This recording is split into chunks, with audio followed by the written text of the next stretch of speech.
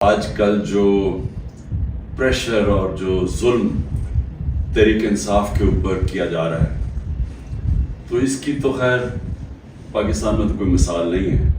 تھوڑے سے لوگوں کے اوپر ماضی میں ضرور ہوا لیکن اتنے زیادہ لوگوں سے یعنی 10,000 لوگ جیل میں ڈال دیے. ہمارے جو بھی سپورٹر ورکر جس کا پتہ چلتا ہے تحریک انصاف سے کچھ اس کو جیل میں ڈال دیتے ہیں. لیکن صرف یہی نہیں کیا, ان میں سے کئیوں پہ تشدد کیا اور تشدد ان لوگوں پہ کیا جتنے وہ تحریک انصاف کے ساتھ کھڑے ہیں اور وہ کہتے ہیں کہ ہم اس کو نہیں چھوڑیں گے, ان کے اوپر اور زیادہ ہر قسم کا ظلم بھی کیا جاتا ہے, تشدد بھی کیا جاتا ہے.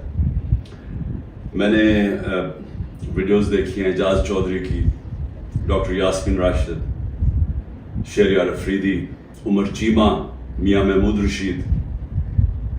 یہ جب نکلتے ہیں عدالت کے لیے, جب ان کو لے کے جاتے ہیں تو کیونکہ وہ سٹیٹمنٹ دیتے ہیں کہ ہم کھڑے ہیں پارٹی کے ساتھ, ان کے اوپر کئیوں پہ تشدد کیا گیا.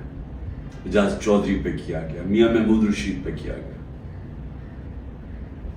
اور پھر ہمارے ساری یا لیڈرشپ جیل میں ہیں اور یا لوگ چھپے ہوئے ہیں, اور خاص طور پہ جو کہ ٹکٹ ہولڈرز ہیں.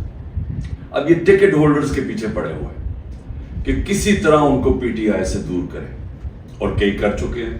کئیوں نے کہا جی وہی جو ہاتھ کھڑا کر کے جی ہم تو پاکستانی فوج کے ساتھ ہیں, ہم تو 8-9 مئی کو بڑی اس کی مذمت کرتے ہیں اور ہم پارٹی چھوڑ رہے ہیں, سب کچھ معاف ہو جاتا ہے ان کا. ان میں سے ایسے بھی ہیں جو کہ اب لابی کر رہے ہیں کہ لوگوں کو کسی طرح پی ٹی آئی کے ٹکٹ ہولڈرز کو توڑ کے تو کوئی ایک نیا ڈرامہ بن رہا ہے کنگز پارٹی کا, تو اس طرف لے کے جائیں. تو وہ بھی چل رہی ہے گیم. لیکن جو لوگ چھپے ہوئے ہیں جن کو پھر ان کے گھروں پہ اٹیک ہوتا ہے اور گھر توڑے جاتے ہیں,